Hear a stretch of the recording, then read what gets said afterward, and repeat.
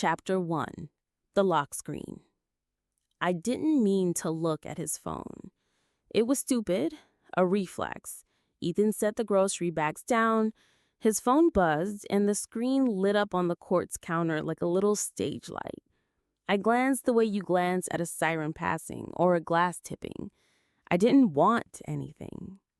I wanted to be the kind of wife who never looks.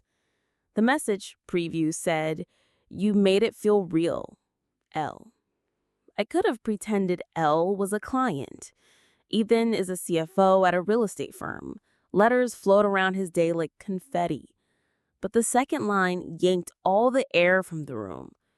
"Can't stop tasting you?" The words arrived before I could swallow the first ones. I didn't pick up the phone. I did the opposite. I straightened the basil plants on the windowsill, stacked the mail, and asked if he wanted lemon in his water when he walked back in. My hands moved like someone else's. The grocery bags looked like balloons tied to a chair at a party that had ended. He kissed my temple and said, "You okay, Nora?" The casual way he said my name, the way you say the name of a person who trusts you, felt like a hand over my mouth. "We're fine," I said, and realized that was the first lie of the last day of my old life. Hook. That night, I learned L had a full name, a face I knew, and a closet one cul-de-sac over. Chapter 2. Lemon Water. We had a quiet house with a noisy refrigerator. It hummed when the silence between us grew dangerous, like a friend clearing his throat. Our daughter June was at piano, and I had 40 minutes to ask or not ask, to tip the table over or leave the plates intact. "Who's L?" I said. He didn't flinch. He pulled the lemon from the cutting board and made quarters, then eighths. "Clients, the new Latham project." "Why?" I thought of the message. I thought of the feeling of his mouth 2 nights ago when he'd kissed me goodnight like he was already asleep. Just saw a preview pop up. I didn't read it. Another lie, small and sour. He slid the last chimney, sliced lemon gleaming like a coin. "Don't scare me like that." He laughed, then saw I wasn't laughing and kissed my forehead again.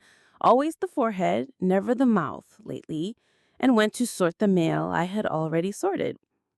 I sipped the water and tried to memorize the taste of my life. Cold. Clean.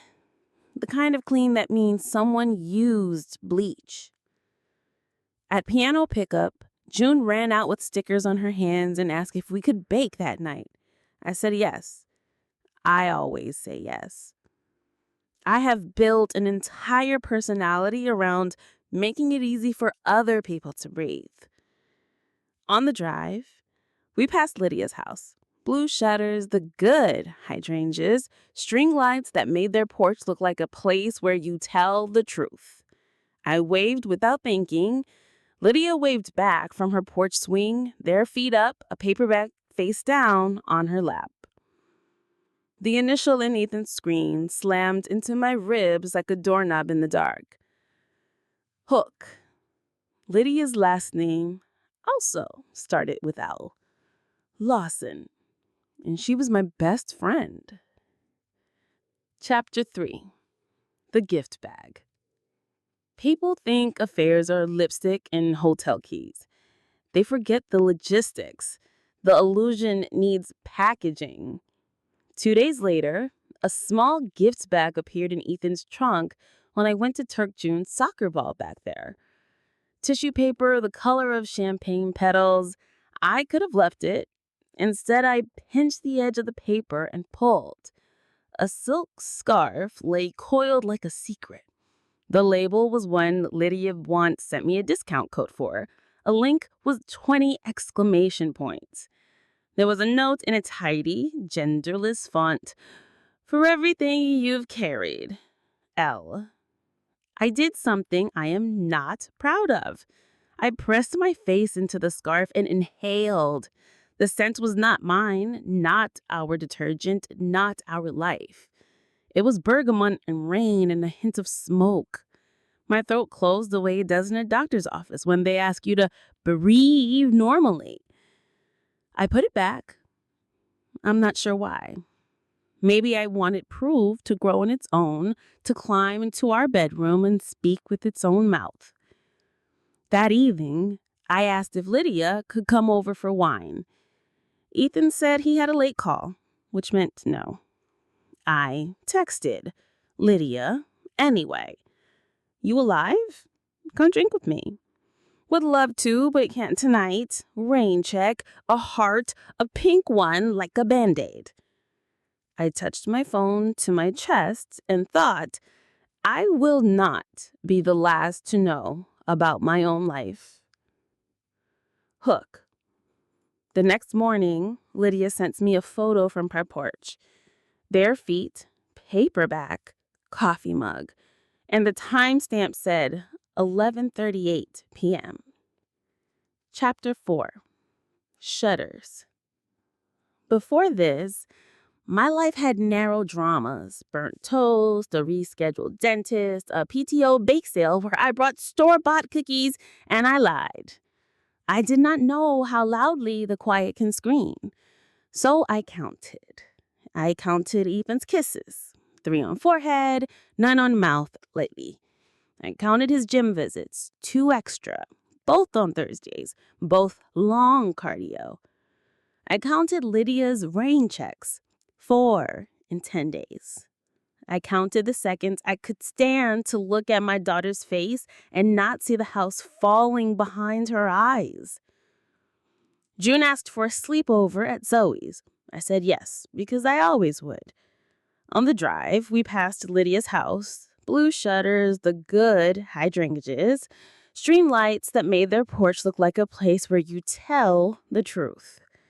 I waved without thinking. Lydia waved back from her porch swing, bare feet up, a paperback face down on her lap.